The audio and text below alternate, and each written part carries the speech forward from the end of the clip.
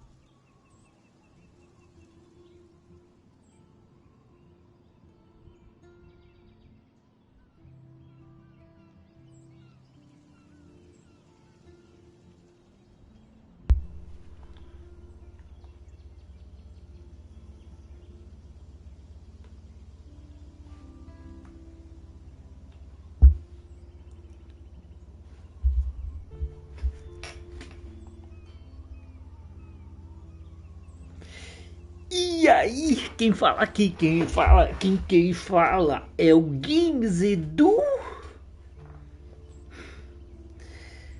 Fala pessoal, hoje estamos de volta em Life is Strange, a gente já zerou.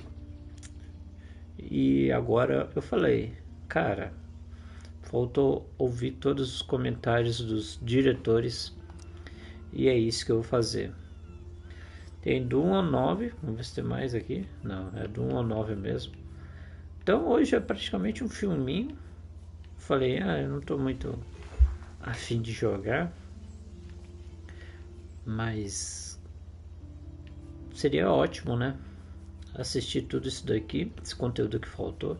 Esse primeiro aqui eu coloquei para reproduzir naquela última live. Mas eu não fiz nenhum comentário. Vamos ver se eu consigo fazer alguns comentários também, né? Porque é tudo em inglês. Mas é isso aí. Pelo menos eu vou deixar salvo nesse VOD. E vamos ouvir os comentários dos diretores. Eu acho que aqui no 1 eles vão fazer comentário geral de tudo. Daí aqui vamos jogar Life is Strange, intenções, uma questão de escolha, um mundo vívido,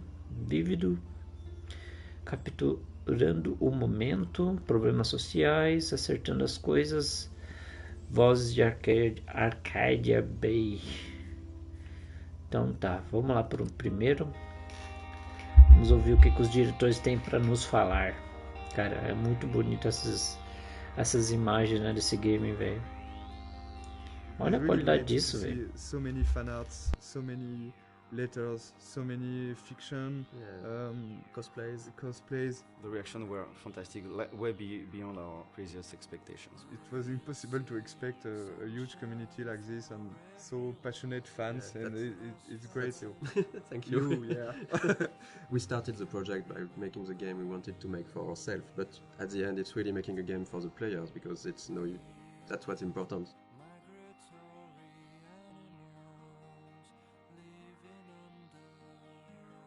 So welcome to the dev commentary of Life is Strange. We're really happy to be there and talk about the game.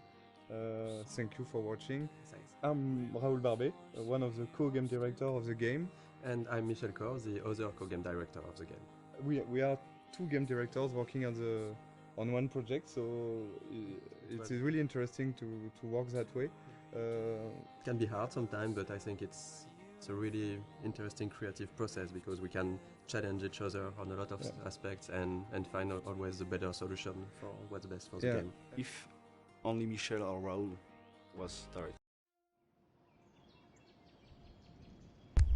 Capaz, eu cliquei. Eu queria ver como faz pra pausar. Boa. Aí, ó. Dá pra pausar. Boa. Eu vou conseguir fazer os comentários. Mas é isso aí, gente. Vamos direto para os comentários dos diretores de Life is Strange. Really great to see so many fan arts, so many letters, so many fiction, cosplays. The reactions were fantastic, way beyond our previous expectations. It was impossible to expect a huge community like this and so passionate fans, and it's great. Thank you. Yeah. We started the project by making the game we wanted to make for ourselves, but at the end it's really making a game for the players because that's what's important.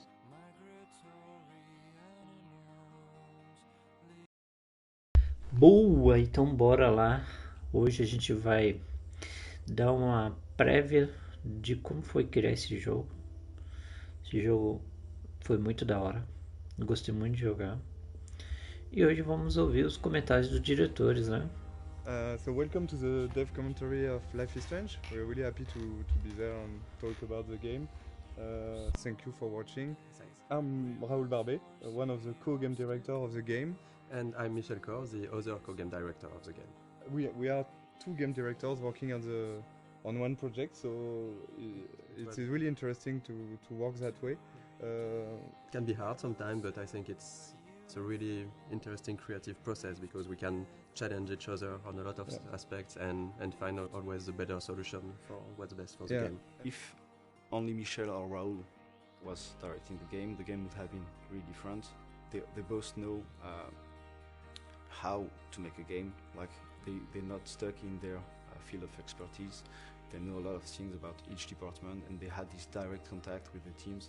I'm more from the audiovisual and movie scene, so I was in charge of all the cameras with the camera team. I work a lot with the sound design team also, with the music.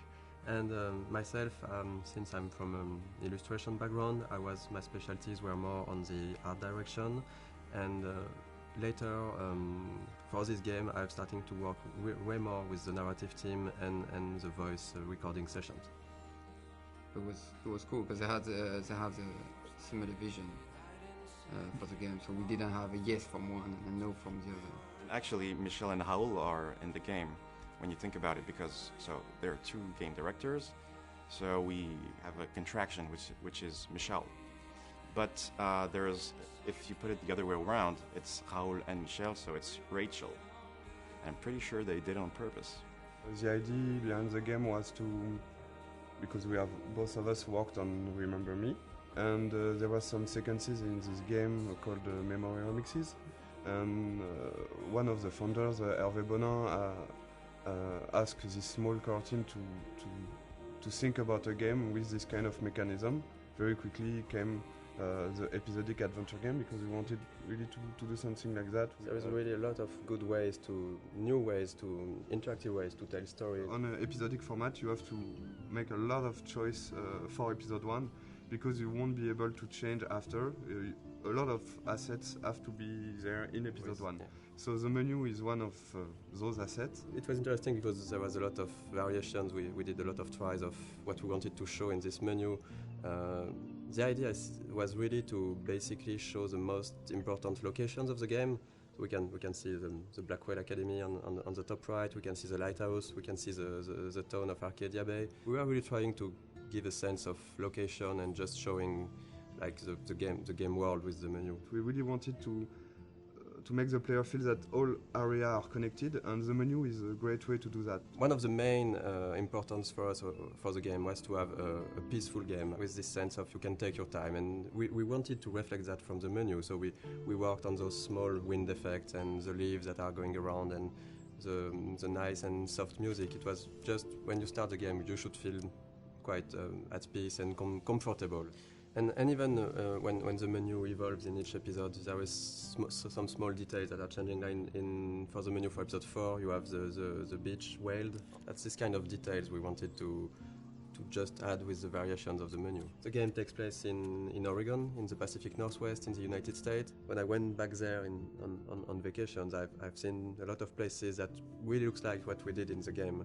So I guess it was a really big job of references to be sure that everything was correct, but it's also something that's really exciting about making a game, that you have to look at everything and to reproduce reality, and with of course our own lens and stylizations, but we really wanted this to feel like being in Oregon.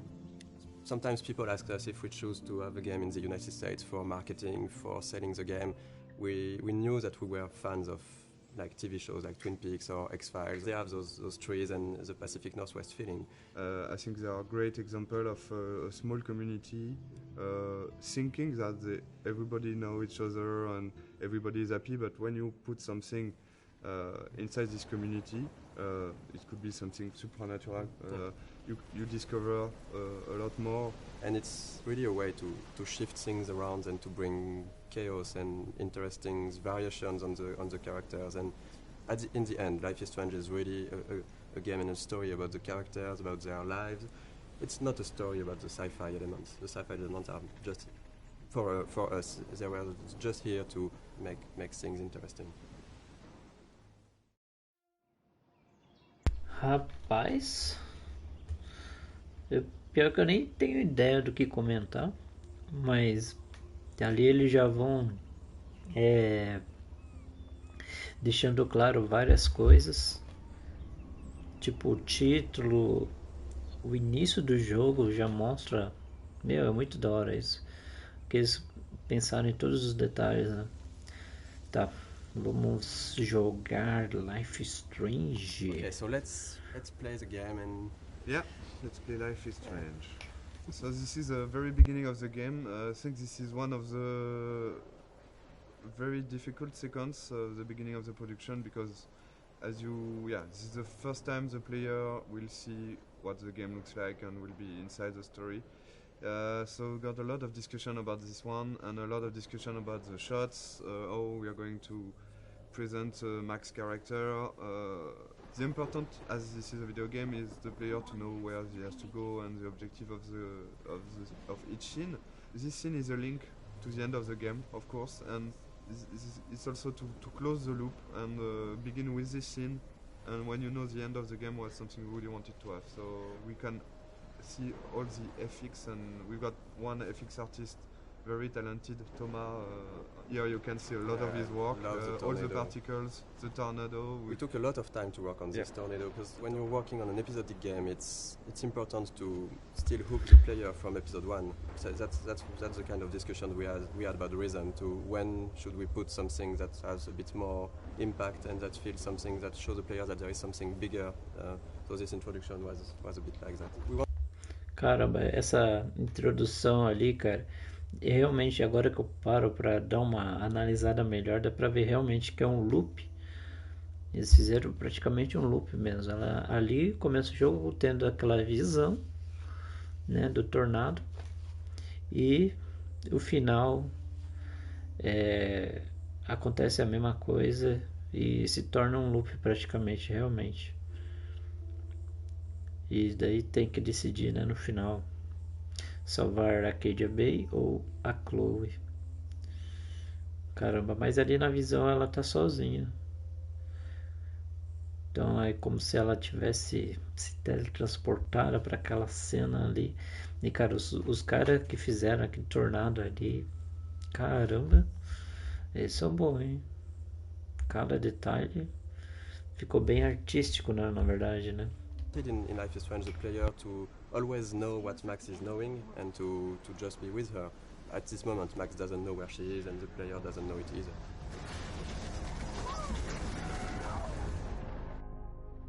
We're back to the high school, and which is one of the most important settings of the game, of course, the high school setting and the Blackwell Academy.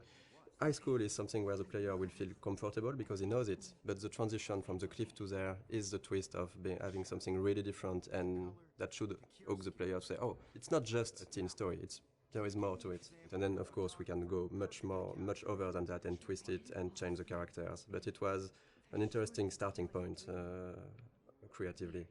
This kind of introduction is really important because in one sequence with some shots you have to discover all the different characters, the main ones, so you will see of course Jefferson, Kate and Victoria. And it was quite hard to decide between not showing. Cara, e pensar que praticamente, né, o autor de tudo mas ele foi consequência, né? Mas o autor de tudo as coisas, depois que no finalzinho a gente foi descobrindo.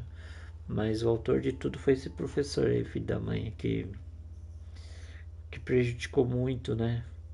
Eu acho que tinha chance de ela voltar no tempo e continuar com esse poder e ter e a Arcadia Bay e também a Chloe ficar bem, né? Mas eu acho que talvez esse cara aí, o Sr. Jefferson, ele foi a causa do maior problema, né? Apesar que, né, foi lá no início com aquele tiro e tudo, mas ele prejudicou muita coisa, né? Ela teve que mexer em muita coisa para poder salvar os amigos dela, mas mesmo assim eu acho que ele foi muito causador. E eu pausei praticamente para isso, para falar que, cara, a gente tava de frente com um cara doido que tinha matado a amiga da Chloe e a gente nem percebeu, né? Ele parecia tão uma boa pessoa e realmente não era. Too much to not break the idea of the game, to not be too big before, compared to what the game would be after. There is a lot of themes of big ideas on the game, and of course photography is one of it, because photography is still a way to look back to the past. It's linked to the theme of rewind and time manipulation and nostalgia. And that's one of the reasons why Max came back to Arcadia Bay to attend this photography class. I think for the player to be like Max back in this town when she don't know everyone, but you've got to respect the schedule. It's really, as a player, something great to discover. Also, the lighting was really important in this scene to break the cliff ambience by this sunny atmosphere and all this light coming from the windows. And maybe we decided to have a private high school rather than just a regular high school for, of course, for the photography course, but it was also to be able to have less students because we wanted the story to be a bit more intimate. We didn't want it to be like this huge high school with so many students. But based on what the player is doing, you can really learn more about them and see that they're actually not just the stereotype and the archetype you would think they are. This is still a perfect example of how episodic is hard, because if you look closely at this poster, there is a mistake on it. It says that the exhibition takes place in the De Young Museum of Art, when actually it's not that. In episode 5, it's the Zeitgeist Gallery. We have a really great community. So thank you guys. And people found out this mistake, and yes, it is a mistake. It's when in episode 5 we found out that it couldn't be a museum. It was too big, so it has to be an art gallery. So we changed the name, and yes, there is a mistake like this in episode 1. I was about to. Welcome to the real world. We really wanted to have this feeling of being part of a whole high school. So it means a lot of people, it means bullying, it means difficulties when you're a teenager in this kind of world.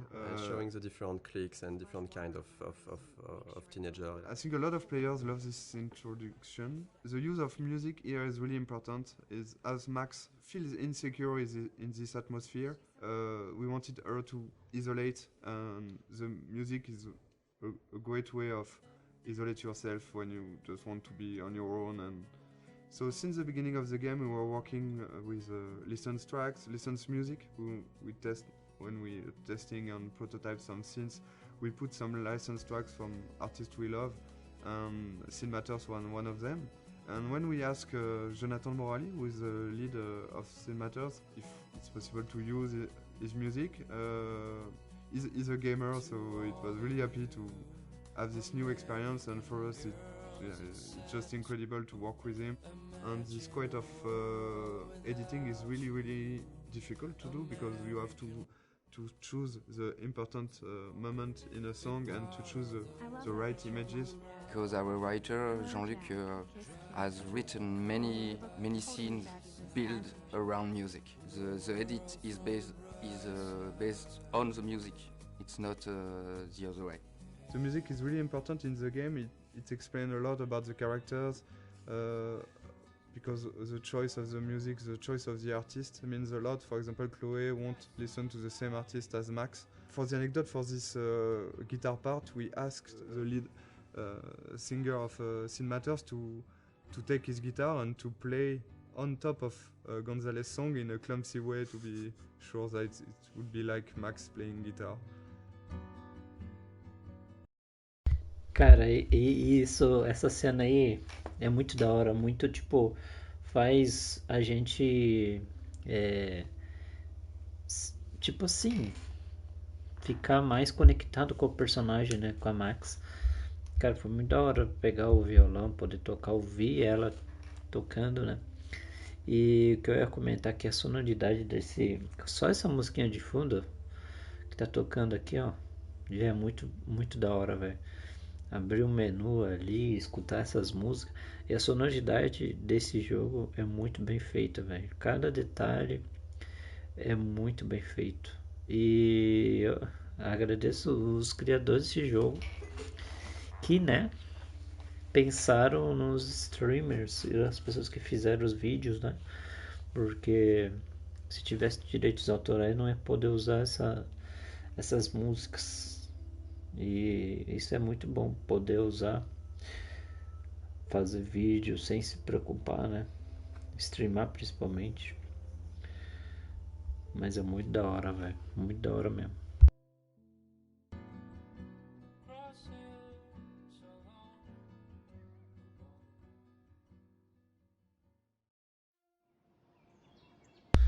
E aí, terminamos o episódio 2. Deixa eu ver quanto que tá dando a média. Tá dando 10 minutos mais ou menos. Então tem 10 minutos cada um. Então 10, 20, 30, 40, 50, 60. 1 hora e 30 mais ou menos. Tá, vamos lá pro terceiro episódio dos diretores, comentários, intenções. Okay, so the objective of this scene was to go into the bathroom. I think you can hear the great sound work. Sebastian, the audio lead, has worked a lot on this kind of effects. When you take out your earplug, you can hear more the ambience. And this kind of art is done by our main concept artist. We got like 4 concept artists working on the game, with Edouard. Who has made a lot of artwork. He was the one concept artist. So basically in the beginning we do a lot of documentation, like we do a lot of research from all those pictures we can find on the internet. Every room, every character needs to tell you a story, who they are, what they do. And just for following the scene, even for the mood when it's still the rhythm of the game. So we wanted this scene in the bathroom to have a really cold and harsher and more contrasty lighting, to be different from the soft and warm lighting from the art class before. Seeing this scene, there was here one of the mistakes we have done with the game. For example, when Max is tearing apart the Polaroid. In fact, I don't know if you have tried to tear apart a Polaroid, but it's quite impossible. Yeah, you can. We tried it. You can't do it. It's too strong. It's plastic, it's and it's impossible to tear it like she does. But of course, there is a lot of symbolic behind this, and so we decided to keep it, even if it's non-realistic. Maybe it's a bad Polaroid quality, and we can do it. So you can see the butterfly coming in from the window. There's a lot of symbol behind this. The butterfly, of course, with all the butterfly effects thing, and the fact that Chloe has got some butterflies on her tattoo, and the color of her hair based on the color of the butterfly. Really something we wanted to hear. The blue butterfly is really, really important, and of course at the end of the game it's much more important. One of the fans' favorite, and of course a character we really love, Chloe. She's one of the most important characters, because at the end the choice is about her. It was really important to create this character the best way possible, so the player would learn to care more and more about her. But we really wanted her to be not that nice at the beginning. So when she's evolving during the different episodes, and she's getting nicer to Max, people would care even more about her because she changed, and she likes the fact that she changed. If she was the nicest person from the beginning, it wouldn't be, I think, as effective that her going forward and changing toward Max.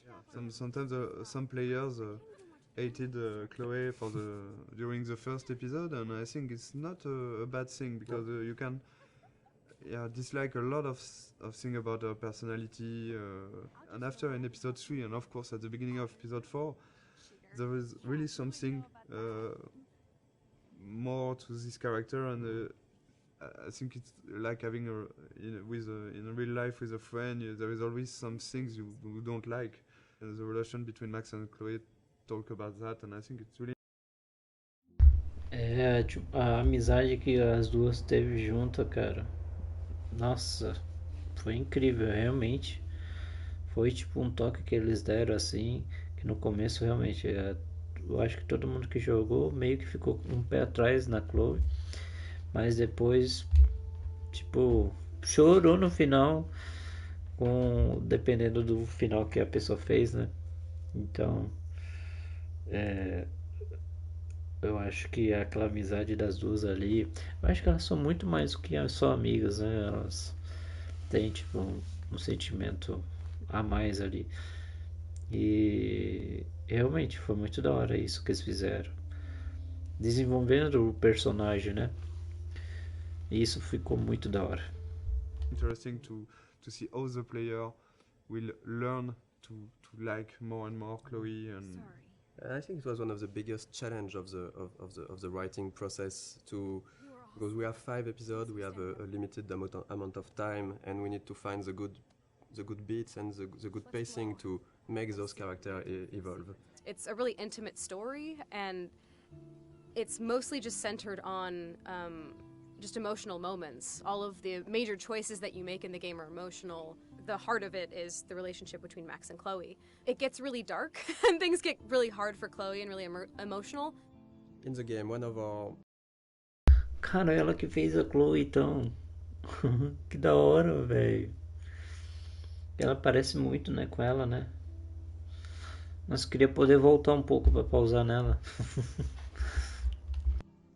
Goal was also to be able to talk about real life issues, about some social themes and difficult themes that can be experienced in real life. I mean, it's different to other games where there are bigger issues like situation of life or death or war or stuff like that. And in this game, we wanted really to focus on more human issues on a smaller level. The mood of the game and the themes of the game.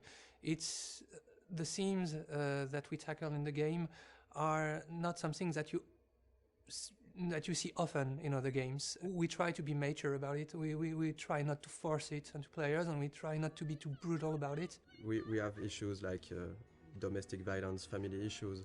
So talk about drugs, alcoholism, And depression. It's part of a reality, and I think it was really important for us to not avoid that.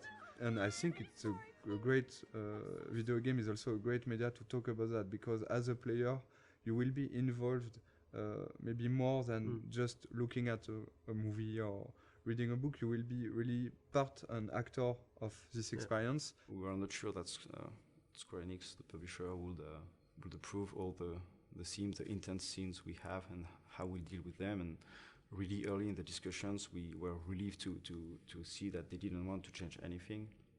They just wanted to make sure that we deal properly with the scenes or themes, and this is exactly what were our intentions.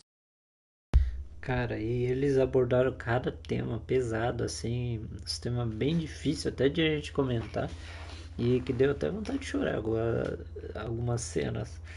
E, cara, isso é sensacional, velho. Eles colocaram como um ambiente familiar ali e aglobaram tudo, né?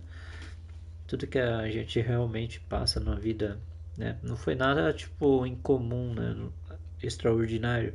Foi realmente o que a vida faz a gente passar, né?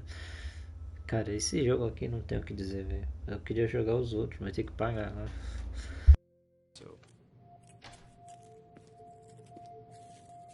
It's again a key scene for episode 1. It's the first time you see Nathan and Chloe. First scene with the character is really, really important.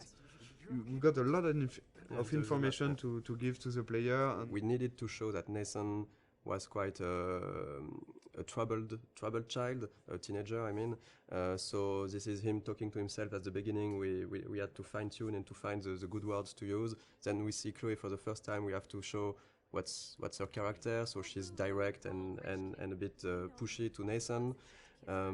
We need still to understand what's happening. So they're talking about money, about drugs. We had to find the right hints to give to explain things. So we don't want to lose the player. Tipo assim, eu fiquei tipo no impasse. Tipo, de uma vontade de ser amigo do Nathan e de ajudar ele também, mas ao mesmo tempo odiar ele completamente. É muito doido isso, mas foi muito da hora essa relação com ele ali. E no fim, né? Vocês sabem o que aconteceu com ele, né? Nathan Prescott is a punk ass who begs like a little girl and talks to himself. You don't know who the fuck I am or who you're messing around with. Where'd you get that? What are you doing? Come on, put that thing down! Don't ever tell me what to do. I'm so sick of people trying to control me!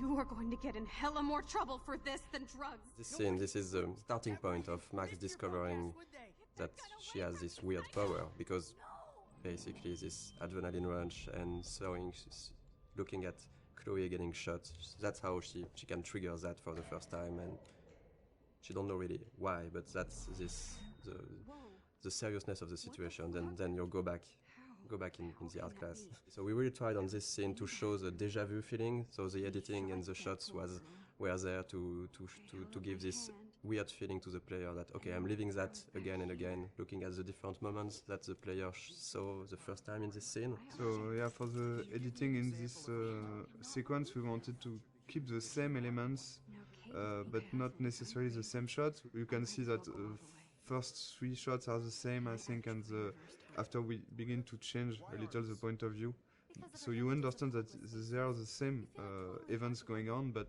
just seeing from a different point of view. And I think, to be perfectly honest, we don't have a good explanation for why she's going back to the art class, because we needed it. I've got one, but I will never tell you. I don't think it's a mistake, because we also needed to explain to the player, so the player can learn how things are working, and it's quite hard to do. So we took this freedom to have Max go back to the art class, which, even if it's a bit contradictory with how her power works after that. We are using this to explore more of Max's personality, of the characters, and because that's the way we created the character. Max, as we've seen that with what she's thinking. She has a lot of insecurity. She has issues to go forward in her life, to take decisions, and now she has this ability to not going forward, but going even backward.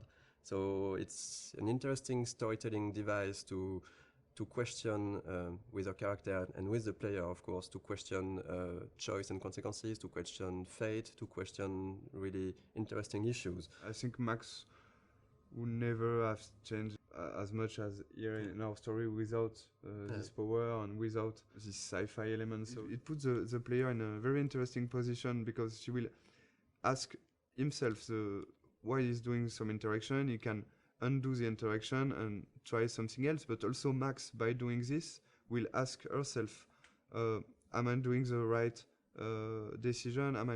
Is it the good choice or not? So we deconstruct the mechanism of classic adventure game just by adding this power and the fact that you can undo things and try another things. Of course, in most games, you can do it with quick save, quick load, but it's like you said, it's only the player who do that, and that's one of the main themes of the games. That if I had the power to rewind and to change things, should I do it? Because sometimes it can be really seen as lying, as if I say a lot of things that you don't like, and if I go back in time and don't say them to try to, so you're not angry at me, it's a bit tricking. So we are really asking those questions, and in the beginning of the game, we are letting the player and Max do it a lot. She's getting to make a lot of friends with this rewind. But later in the game, and especially in episode 5, we are really questioning this to see maybe it wasn't the right thing. Maybe what you did to try to lie to people with your power, was it really good? And that's something that can be interesting for the story, but also to ask the player at a moment. I think this is what we wanted to do also with this game, to show that it's difficult to make the choice, and it's even more difficult to live with it, but you have to learn to do that. And even if you could hesitate a lot, there is no perfect way to do things. Okay, if I'm crazy, I might as well go all the way. Can I actually reverse time? So that's basically that the first time the player will actively rewind. So we have Max thinking that, okay, I just got back in time. I'm in the art class, and so that's why we made her break her camera, because we needed to have an element that the player will see that we will rewind. So we can really explain how do you rewind. So Max broke her camera, and then she's thinking, okay, if I got back in time, maybe I can try to do it again and revert that. So that's the first real rewind the player is actively doing. It's okay. We don't really want the players to use the rewind all the time. But since it's important in the beginning of the game to really show the player the tools he have, and it was important for us to have this in this scene, to have a lot of use of the rewind, so he can really, okay, I know how it is now, and now I decide if I use it or not. I hope I have enough time to get to the bathroom. Please, please. I can't tell anybody. They'll think I'm crazy. Since we are really playing the game with the point of view of Max, for her, not everything is clear, so it shouldn't be clear for the player. But there is a lot of hints that should really guide the players to understand what's happening. We have a lot of symbolism with totem spirit animals. We have the doe, and you can clearly see in episode 4 that the doe is linked to Rachel, and it's basically somehow a presence of Rachel that's guiding Max at moments. I'm not sure that a lot of players notice that, but in episode 2 actually, when you see the doe in the junkyard, it's precisely where Rachel is buried. Caramba, velho. Eu não tinha reparado nisso, não percebi isso, velho. Cara, velho. Que loucura esse jogo, velho. Não sei se isso é um easter egg. Que da hora, velho. Que da hora, velho. Meu, então tava mostrando exatamente onde que ela tava. Já tipo uns episódios antes já, velho. Que doideira, velho. There is this mystic feeling around the town, and since we didn't want to clearly explain everything, it's part of what makes Arcadia Bay a bit different and a bit special. Caramba. Tá, agora é o episódio 5, o mundo vívido. Vivido ou vívido. Tá, bora lá. So yeah, we're going to play a bit of the junkyard scene. Yes, so it's we love the junkyard scene because a lot of different elements, but the first one I think is the environment. I think the environment artists have made something incredible here. For Life is Strange, we really wanted to have a stylized rendering. We didn't want it to be realistic or. So every texture has been hand painted to give this impressionistic feeling, and I think in the junkyard it's really interesting because there is so many details that's where this kind of simpler texture are working well. Because if this scene was overly detailed with cracks in the rust and everything, it would become really noisy to look at. We did a lot of work on the lighting effects and the atmosphere, so it was really important for us to capture this morning feeling with very, very cold colors in the fog, but a slightly warm sun that just bring some soft and warm feeling to the scene. This scene is also a good example of what we want to do in terms of environmental storytelling. We've got a lot of different objects who are there and who has their own story. And Okay, let's do this. Can you find 5 bottles while I prep the shooting range? Beer and guns? Nice combo. You can handle it. Now go find us 5 bottles. This is one of the pretty best please. puzzles of the game, I think. I think it is. I think it's mostly the final bottle that was really hard to find, and we did a mistake on it because it was maybe too well hidden. Our goal for this was just to allow the player to push the player to visit the place while looking for those bottles, because there is a lot of interesting things to discover. Basically, the junkyard is where Chloe brought Max to try her power, but it's also where Chloe and Rachel were hanging out together before Rachel disappeared.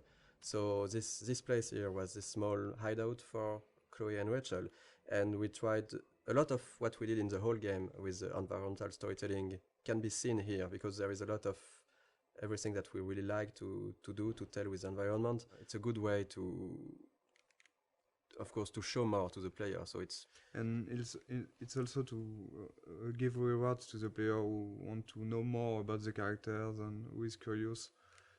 Because you can do this whole scene without looking at every details, but there is some hidden stuff. This one is harder to find. I think that not every player find it, and this is a big letter that Rachel wanted to write to Chloe, and maybe never gave it to her. In Life is Strange, we really tried to put a lot of attention to the details. We have a lot of various levels of things, and if you look around, you can find some really, really small details that are useless to the main story, but interesting. Actually, we start to play with that, putting more and more things in corner, in dark area, to see if the player can spot it or not. And usually they did. They noticed things that we thought they could not notice, like on a shirt we have letters that when you put in the right order, it says "No fucks given," and they noticed. I don't know about this. Are you afraid of getting in trouble? Oh, boo-hoo, Max is afraid. I know you can handle this, and I'm here to guide you. Make me proud, sister. Life is Strange really is a game about choice and consequences. So we have a lot of choice you can make in the game, which will have consequences later on in the same episode or in the other episode. And there is one big choice in this scene, right, that will happen, for example.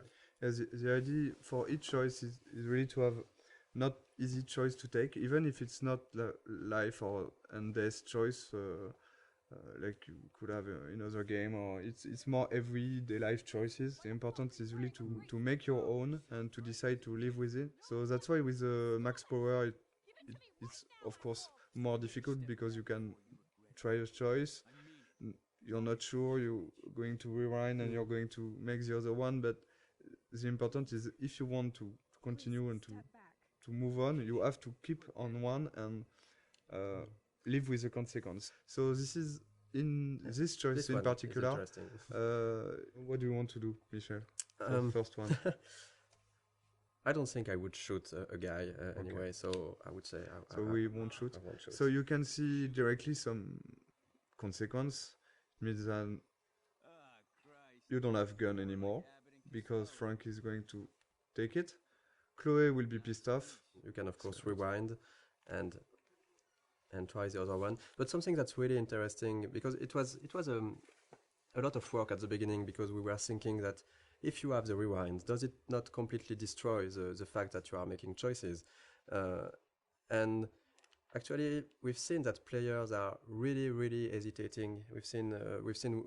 We've watched some Let's Play video, and we've seen players just, even if they knew that they could go back, they were hesitating so much when they make a choice. I think it's interesting. É que é o medo, né? O medo de chegar lá no final e dar merda. Ia dar merda de qualquer jeito, né?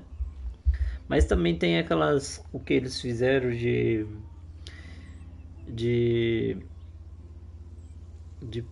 colocar o rank, né? 80% das pessoas fizeram isso, 20% fizeram isso. Então isso influencia muito também, né? Eu acho que todo mundo quis fazer a melhor decisão possível, assim, né? Tá, agora eu fiquei capturando o momento. Mundo vívido, capturando o momento. Eu acho que é isso, né? Eu acho que é esse. So, yeah, we're going to play Tá. Então agora é esse daqui capturando o momento.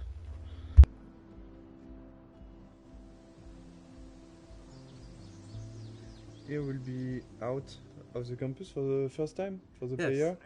So this is the first time the player will be able to use his power when he wants. He can do before, but there is no so many interaction and puzzles. Here we really wanted to have a lot of different things to do, talk with people, use the power just to see fun stuff.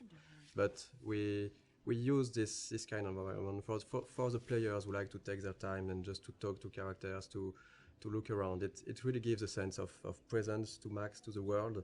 The important aspect of the game is really to give some rewards to the player who want to do that and to want to take his time. So with this kind of sequences, for example, we give what we call a reward, but in fact it's just new element of the game. For example, here you will have new layer of music. You can hear some new layer of music. You will have all those camera shots that you can't have inside the classic walkthrough and classic gameplay in third person. So this kind of beautiful shots you have only because you have chosen to take your time and to sit on the fountain. So the music, the shots, and of course the voiceover of Max also at the beginning. We hear what Max is thinking just here. So this kind of rewards will push, we think, the player to do that again and again. So this is really something we wanted to have. In this game, it's always feeling a bit like what Max is feeling. And it was we really wanted to focus on those moments. It was really capturing the moment when you can really take your time to reflect on yourself, and that's what Max is doing in those scenes. That's all. Cara, isso foi muito da hora, velho. Quando eu colocava ali a Max ali sentadinha ali, ela refletindo, dava vontade até de chorar, velho. Que ela entrava numas reflexões assim que cara, incrível, velho. Como que eles fazem uma coisa dessas?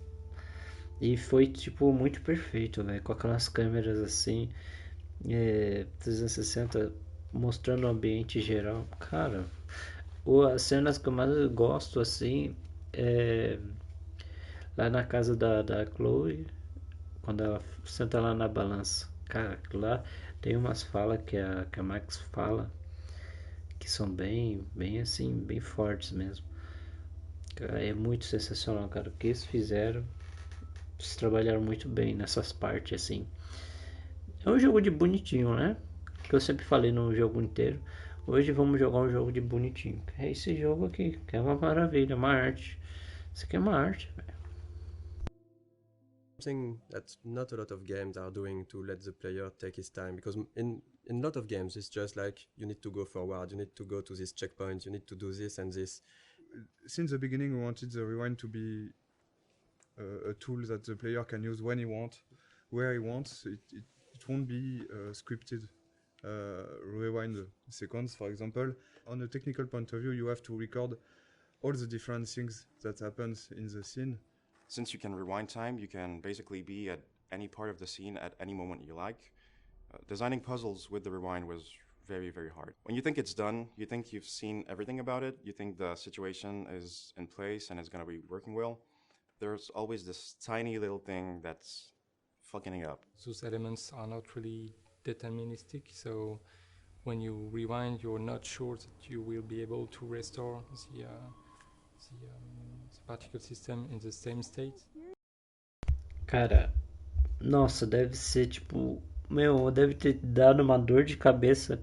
Imagina, o cara não programou uma parte ali que o jogador queria voltar e dar uns bugs absurdos. E cara, eu não vi um bug nesse jogo.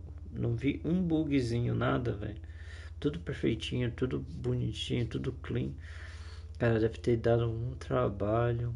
Meu pai do céu. Como que fizeram isso, velho? Realmente, pode voltar no tempo a hora que quiser. Nossa, deve ter dado muito trabalho, velho. Caramba. Do not forget I need those papers before tonight. Like now. Thanks, Sherry. And this is the dormitories. This is also something that was interesting for us, is to talk about dorm life. We wanted to use this setting because we can really talk about social issues, like the girls have their room. Do you really like the people who live next to you? How the relationship are working inside the dormitory? Like right now, it's interesting if you have different music that can come from the different rooms. It's a really interesting setting to set up a lot of characters easily. Here the idea is really to again have this believable universe of the students. We have to focus on what we want to tell and what we want to develop. In each episode, Alyssa is getting hit or in danger by something, and you can decide or not to use the rewind power to warn her and to actually to get her out of trouble. And again, I think it's links to also the Kate story and this kind of stuff. It's not just here to have fun. It's also to talk about those difficulties you can have when you could be someone like Alyssa and having this kind of problems. And it's always a way to find the little details and little elements that will bring more to the characters, how we are defining them, without sometimes telling too much. So this is the same actress as Chloe. Yeah, the two main actresses who are playing Max and Chloe did also the other students, and so there is some of Chloe inside each one of them. You can see Max and Chloe here. The body animation is done in motion capture on this project. We've done a lot of shooting in motion capture with French companies. The two main, so Max and Chloe, like for the voice actor, in fact, they are always played by the same actress, Serena and Gabrielle. So all the body language and the body animation you will see in the game are done by them. And so in each scene we discuss about the scene with them, and they add some. Both of them, they have given something to the character, even for Max, because Serena was a bit shy at the beginning of the project, and at the end of the project she was different, and we can see the evolution of Max inside her acting. So who did you tell? The principal. But he didn't seem to believe me. The principal? Are you still 12? That drunk jackass only cares about cash for Blackwell Academy. Don't trust him. I didn't mention you at all. This is the first time we will really see the Max universe by discovering a room. So let's go inside. It was a really important scene for us because you're playing as Max in the game, so you already start to know some about her with what happened before in episode 1. But when you enter her room, it's really her universe. It's everything in this room should describe her, who she is, why she is like this, and speak a bit more about her past. There's quite a lot in this room, in fact, compared to the... Because we tried, I think, episode after episode also to focus on different things, and we can't put too many objects in a room. If you want to play a character for 5 episodes, you need to invest in this character, and all those kind of details and were really important to make a connection between the player and Max, to learn a bit more about what she experienced before, and maybe also why she is how she is right now. Something we really wanted to have with Max's room is also to have a great contrast between Max and Chloe. So it was really important to have those two characters. Max and Chloe are really different. They are quite opposite at the beginning of the story. So we wanted that her personality and also her universe, her rooms reflect that. And we took for Max this sort of softer colors. We have the pink in, I think her bed cover is really, really soft. You have the small cushions with the flowers, the teddy bear. We've got a lot of different environments in the game, but we wanted really to be able to revisit the environments and to have other scenes taking place in the same environments, but telling different stories and telling different sequences. So, for example, in this room, when you go back here in the house, in the alternate reality, we will find an empty room an empty Chloe room, and you have been here so many times before the episode 4 with Chloe, having fun with Chloe, listening to music. Going back here without anything, you will directly see what you've lost and what this another reality means for Chloe and for you. Max, try to find the light for the pool. I want to see the sharks. Otters don't like sharks. They bite. So do I. Hit that We've light. done the same with the swimming pool, for example. We've got a great scene in the swimming pool between Max and Chloe when they are alone during the night, and after you got this huge vortex party, which is a really different atmosphere. So this is kind of... On the production point of view, it's basically a brand new environment, but it's still in the same place and with a lot of similarities. So it's really important to show. It was important for us to show the changes that Max can create with her power and the changes to the characters and to the world.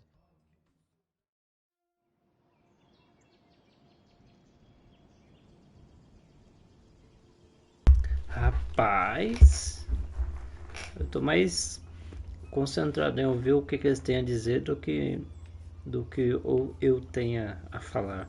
Ó, falta mais 3, então problemas sociais, depois é o 8. Stop treating me and my mom like we're your family platoon! Hey! Leave Joyce out of this!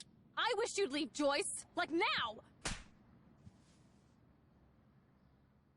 Seeing this kind of family violence, and it's something you can have encountered as a player. I think we all know some people who got some difficulties, and you can have by yourself also. Here, the choice you're going to take will have consequences on the relation between Max and Chloe, but also on her father.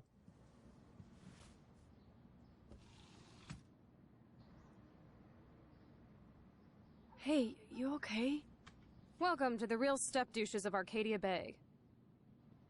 I'm sorry. For what? He would have been a bigger dick if he caught you in here. David could seem very archetypal. Yes, and again, one dimension at the beginning, but then we are making episode after episode, you can see that maybe he's very he's got his own reason to be like this. And I think not at any moment we are justifying the fact that he could hit Chloe or be how it is, but just showing a perspective that not everything is black or white. So we did a lot of research to be sure that we were dealing with those themes in a good way. Too much gamifying this, we could really maybe hurt some people, and if we are talking about issues those people have had and not making it right, it could be worse, and it couldn't be the opposite of what we wanted to do at first. So here is a Kate character that you have met in the first episode, but not so much. And the episode 2 is really focused on Kate and Kate's story and Kate's difficulties. So, but this scene is a good way again to how we try to advance the story about Kate, but also try to show more of the other characters, Victoria and Taylor. So we are continuing of what was shown about Victoria in episode 1, like of course that she's really a mean person, that she's harassing Kate because she makes fun of her. And so this kind of scene, yes, is we are really trying to advance the story, bring out more of the characters, and of course there is great cameras on it. All over my face. Max Selfie thought she was a badass taking that picture. We wanted really to talk about all the cyberbullying, the fact that it's quite difficult for a teenager nowadays to be connected as everyone is now. I think everyone has got a phone, is connected always. We are using the text message a lot, and we are making fun with that. So we are really thinking about both sides of the social media. On the other hand, you've got this dark aspect of internet, which could be really difficult to live. I think a lot of players could recognize some of them inside Kate, and we've received a lot of letters from players who say that helped us also to realize what they've been through. Yeah, we wanted to have this scene since the beginning. We are quite happy that we managed to keep it, and work with Square Enix was great for that. We managed to keep a lot of difficult scenes like this one. It's not only about talking about those themes, it's also to be sure that it's anchored inside our story. And here, of course, this experience and the Kate story will push Max to think about her power, to think about the consequences, to think about the relation with other characters. That's actually the one time in the game where Max's power fails her. So when you arrive on the roof, you you are really by yourself. You have to talk Kate out of jumping, and this was also the second part of what we wanted to do with this sim, is to show that if you care to the people you like, you can help them, and that's basically what Max has to do at this moment, is really to care about Kate, to show her that she knows her, that she's her friend, and to really take out of jumping. I think that something that was interesting on writing all these scenes, and is even in episode 1, you know, Kate was written as somehow as some type of archetype. She's a bit religious. She's for abstinence. She has this basically pro-life ideas. So maybe some of the players could think that she's boring character, but the way we evolved her and write her in the other episode, we really wanted to show that even if you go past the first appearance of someone, that's something that you might feel not interesting or different to you, you can find really good things and interesting things in each person. And I was really happy the way that the community reacted to Kate as a character. We didn't want to gamify this kind of scene. We still have to have rules for how the things, even if it needs to be really in the background and for the player to not to see those rules. But in the end, we still need to create the scene with the scripting and a way to make it work. So it was really hard to find the good balance to make it feel the more transparent as possible for the player, and just find a good way to have the feeling that it's really a dialogue between Max and Kate. And it was a really hard one to write. There is a lot of branches, there's a lot of variations, and I think even in the voice recording it took a really long time. It was one full session just for Hannah and Diane, who plays Kate. It was really important for us to keep this going after in the other episode, and not just okay, we have done the scene and so no, we go to the following of the game. I'm going to be here for another day until my family comes out to visit. How are they treating you? Like they need to protect me forever. They're so upset, and I know they feel guilty even though they didn't do anything. I was surprised how many we wanted from to talk about this theme of euthanasia, but to find a way to talk about it that would be respectful for any sort of position, because it was really important to not try to say this is right, this is wrong, and to let the player really see how he wants to play this scene at this moment, based on what he felt for the situations, for Chloe, for her parents and everything. And that was that was not easy to find this balance when doing that. And again, it's because it's interactive and it's a video game that this scene is so strong. I think if you just see a scene and just okay, this is the director point of view and that's it, I accept it or not. But here it will be your choice. You really have to take your time and think about it before making your choice. So and we've seen all kind of reactions. We've seen players who immediately say, no, I can't do it, or other players who immediately accept what Chloe is asking. Of course, it's Chloe, I'm accepting, and a lot of others were hesitating for 5-10 minutes or so. And I think that we've been, I like that we did that, but we've been a bit mean to the player, because we give them a third choice of maybe I cannot take any choice on this, but then you have still to take a choice. Yeah. But I think it was stronger, because it was what we wanted to do with that is to show that at a point you have to take responsibility for your actions and decide something. You cannot get an easy way out. Caramba, velho. É puxado, um assunto forte, né? Um assunto muito complicado, né, velho? Mas eles abordaram muito bem, velho. Todas as lacunas. Até porque eu não vi ninguém alcançando nesse jogo, né? Cara, é sensacional, não tenho o que dizer. Mas esse episódio 7 aqui tem muita informação. Nossa. Eu fiquei concentrado. Depois, quando eu for fazer um vídeo, eu acho que eu vou fazer uns comentários. Quando eu estiver editando no futuro, espero, né? Não sei se eu vou editar isso um dia, mas espero que sim. Tá, vamos lá pro penúltimo, acertando as coisas. A lot of photographs, even some of the no weapons, the no bullying, no weapon. We took photographs in some high school in it wasn't in Oregon, but it was near Washington, so it's still in the Pacific Northwest, near Seattle. And we took some of those, we just adapted some of those posters, and even for example like this for the map, we did a lot of research, finding real maps of real buildings and trying to be quite precise with the scale, the layout, the locations, because we really wanted everything to feel genuine and to, sometimes you can go really wrong in a game if you just start to forget about the scale and the detail. So we really wanted to have things right, like having this kind of fire hose at this place. And since the game takes place in October, and we are in the US, there is already a lot of Halloween decorations and stuff like that.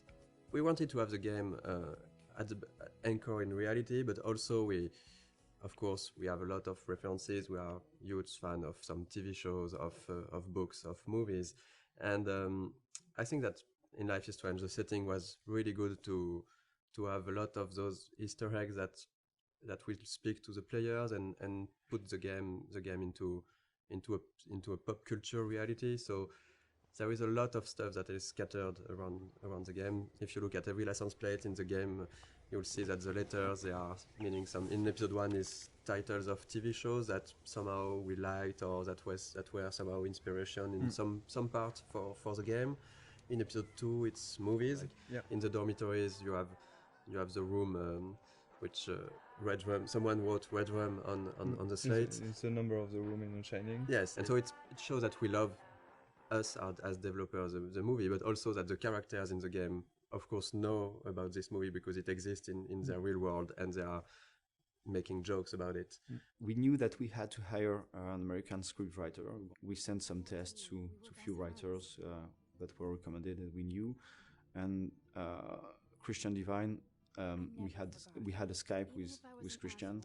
After maybe 2 minutes, we all knew that it was going to be him. I had this kind of vision of him in the office working with us. Since we've chosen him, he was at 100% and even 200% in the project. With us, he completely understood what we want to do with the characters and with the story and with the different themes we wanted to talk about. During the motion capture session, we asked the actor and the actress to, when they meet, Max and Warren meet the first time here on the parking lot, we asked them, they were trying to kiss themselves, but you can't do that in the United States. In fact, as French, we were thinking that it's cool, they are going to kiss themselves. Warren tried to kiss Max, to kiss Max on the cheek. We've never done that, so we changed after a discussion with the writer and a lot of friends. We said, okay, we should switch to a hug. So we changed the animation to have just Warren try to hug Max and not kiss her.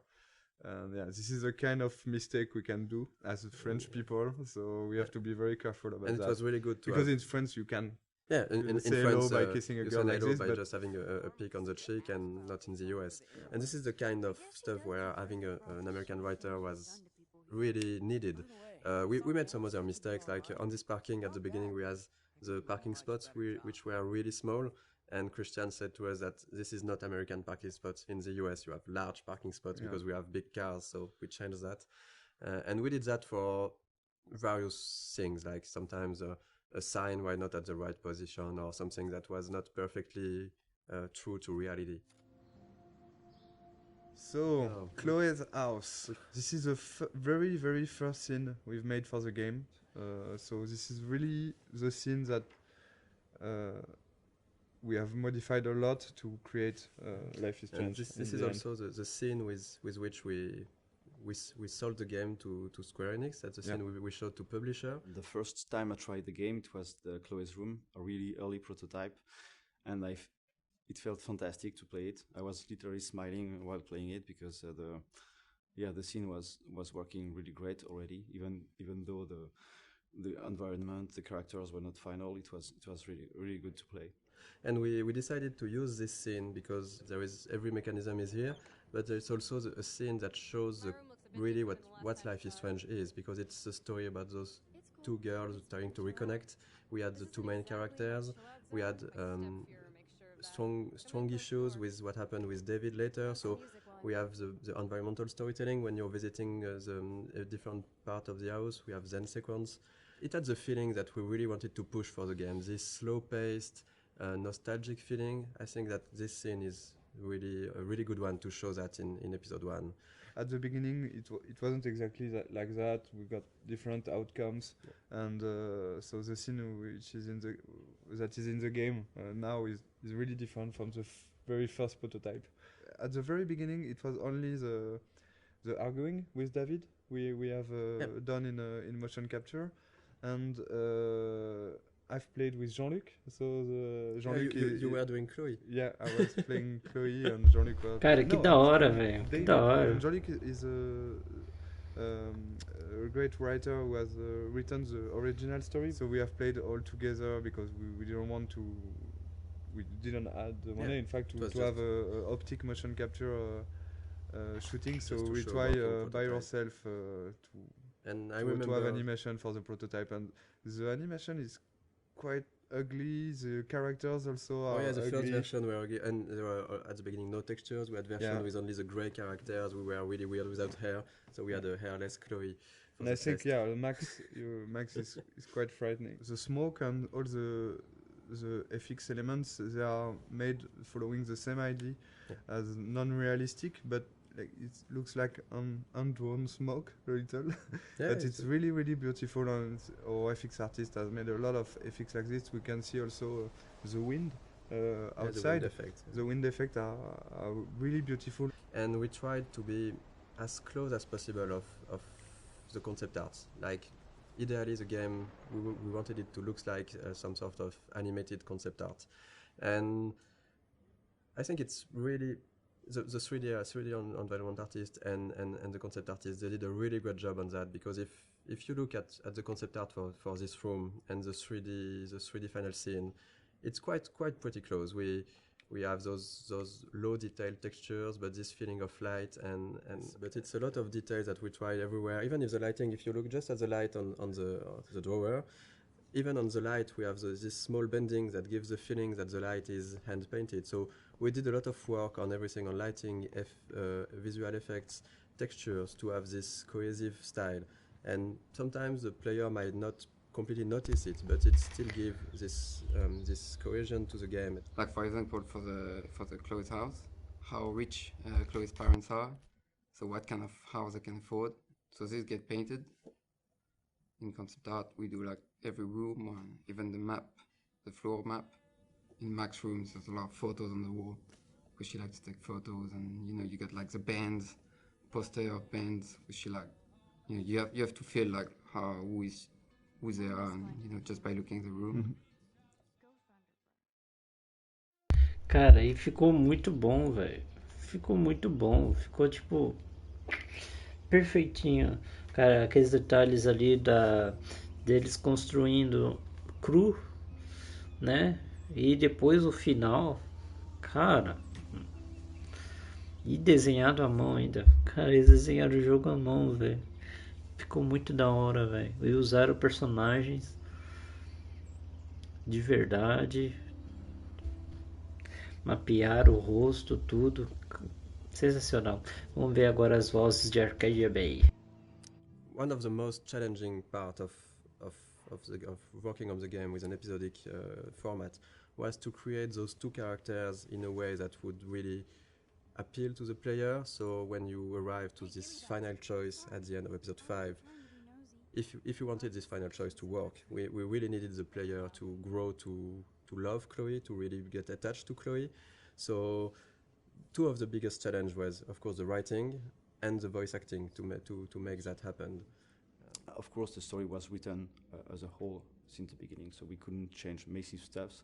But small details could be added, a line of dialogue for a character, or episode 3 when you visit Kate in the hospital, and it wasn't supposed to be here, but we've seen how people loved Kate, and we realized how much it was important to have a scene like this one. It's a way of finding the voice of the character. So sometimes you just need to think about expressions or words that one character will use and the other won't use it, and that's how you grow to like those characters. Because when in episode 3 or 4 Chloe at the moment use the word Hela, the players were waiting sometimes for it, and they recognize that okay, it's Chloe because she's using that. So we're working with Blind Light in Los Angeles, and they sent us a lot of different voices to listen to them, and we have to decide. So we decided with Michel, Sebastian, and the producer, and Square, which one we want. So it was quite difficult. For example, for Max, we've got like 40, I think. Yes, I guess we got 40 voices. Different castings.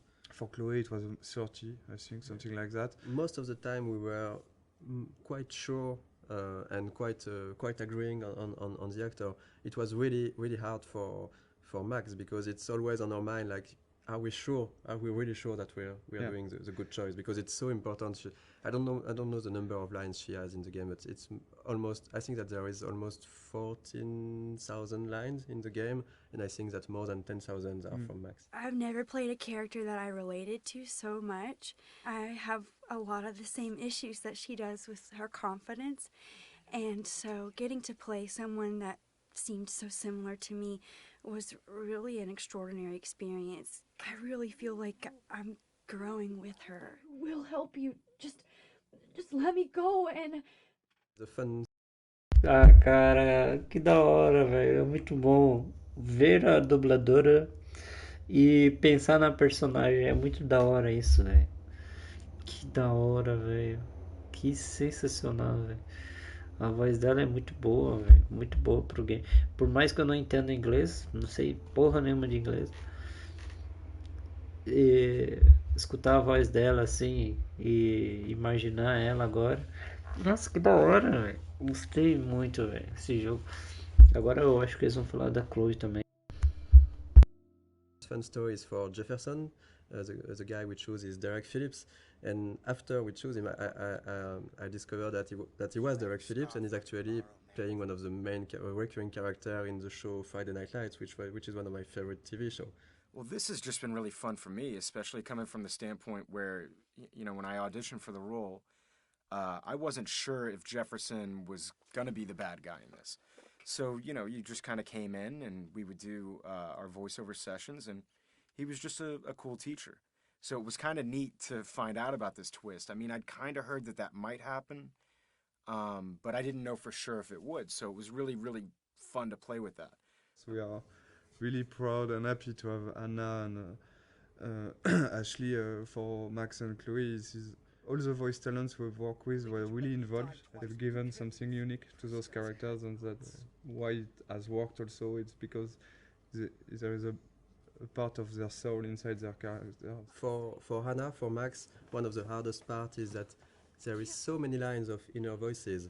So it was really important for Hannah to give something great for those, and I think it was quite the case. And for Ashley, one of the really hard part is that there is and for Hannah too, there is a lot of really emotional scenes. I really wanted to sell the moments, and I was putting, you know, pressure on myself to make, you know, certain moments, like with Rachel, lots of the moments that happen in episode 4, I really wanted them to feel real. And I'm constantly on this roller coaster, so I had to figure out how to harness those feelings so that I could use them to illustrate what Max is going through. I remember during the voice recording session, for example, for the scene where they are discovering Rachel's body, it was really hard, even just for myself, to listen to the scene, and they told me after that they were, both of them were really crying when they were recording this scene. We knew already how we wanted to end each episode, but after we take a lot of time to discuss about how and to think about the editing and the framing, the layout of each scene. The endings of each episode. That was something really important, of course, because it's an episodic game, so the ending is crucial if we want, of course, the player to enjoy the episode and to want to come back for the next episode. So I think we looked a lot at also what can be done in TV series, because with the episodic format we were kind of the same way. At the end of an episode, you want either to bring back some element of the story, so in order to hook the player, or you can use a cliffhanger. And I think that we did both of that, depending on the episodes. And right now this is the ending for episode 2. Here the episode 1 and episode 2 endings are not the same, but it's the idea behind was really to show all the characters of the games, all the main characters, and showing that there is maybe something more going on. And in episode 1, for example, we even show some characters you haven't met already in episode 1, Joyce and Frank. And you will find them back here at the end of episode 2 in small scenes. And we really wanted those in episode 1 and 2, those ends to be like a wide description of all the characters and all what's going on, and also showing other aspects of each character. For example, seeing David on the with his head on the shoulder of Joyce, seeing Victoria and Nathan in Victoria's room, seeing the principal and Jefferson arguing. This is kind of small hints that maybe will push the player to want to see more. Because this is basically the only moments where we are seeing those characters when Max is not seeing them. Exactly. And so we can just bring a bit more. We are not telling too much. We are just bringing a bit more on those characters, a bit of sort of mystery. And this goes with the idea that everybody might be hiding something or might be a bit different, right? Like Victoria here we can see her crying when clearly this was not the way her character would behave before. And having Nathan going into her room, we don't know what's happening between the two of them, but it's still bringing a bit of mystery and interest for the characters, for the player. When we worked on the cliffhangers for episodes 3 and 4, of course our goal was still to have a twist. We were really trying to go on with what was important for the story and not just having the shock factor. Maybe just want to thank you for all the gifts, all the support we have from you. Yes. And thank you very much to be so active and so passionate about the game, and we're really happy to see that those characters and this story and those themes means something also for you.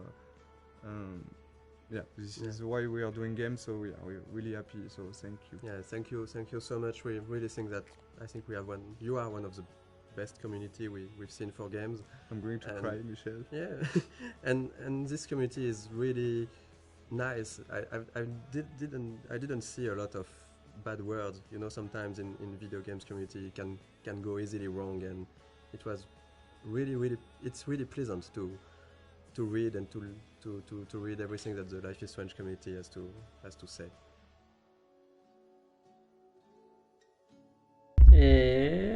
Rapaz, que da hora, velho, esses comentários. Que bom que hoje eu nem ia fazer isso, nem tava com ideia, eu falei. Eu vou abrir esse jogo e vou ver o que tem pra gente fazer. Eu vi os comentários ali, eu falei, cara, vamos ver. E foi bom, velho, muito bom. Os comentários dos diretores, sensacional, velho.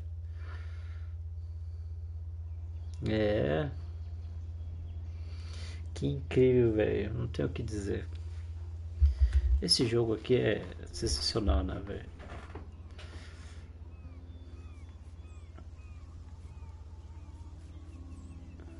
Jogar episódios. Se eu quiser jogar, eu posso jogar. Se eu apertar o 5 aqui, ele vai direto pra... aqui eu posso escolher. Aqui vai direto pro final lá, né? Eu queria um dia abrir pra ler aquelas mensagens. Tem um monte de mensagem pra ler, mas tem que estar dentro do game. Cara, que da hora, velho. Gostei demais de ouvir os comentários. Eu não comentei muito porque os diretores já falaram tudo que eu queria ouvir. Mas é isso aí, eu vou deixar aqui para vocês. Exclamação Starlink. Para quem quiser adquirir Starlink e ter um mês grátis de internet, aproveita e usa o meu link para você ter uma boa internet internacional e ter um mês grátis de internet. Você ganha e eu também. Vou deixar também a nomad para quem quiser ter um cartão no exterior e ganhar até $20 de cashback. E também tem conversão gratuita. Beleza?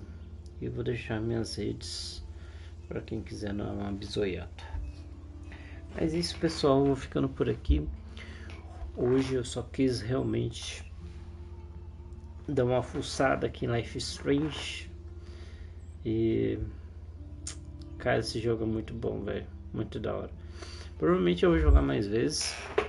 Tem outros games também para jogar, né? Dessa franquia.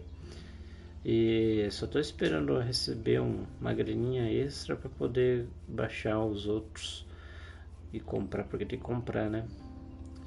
Mas é isso, vou ficando por aqui. Valeu e até mais. Tchau! Fui!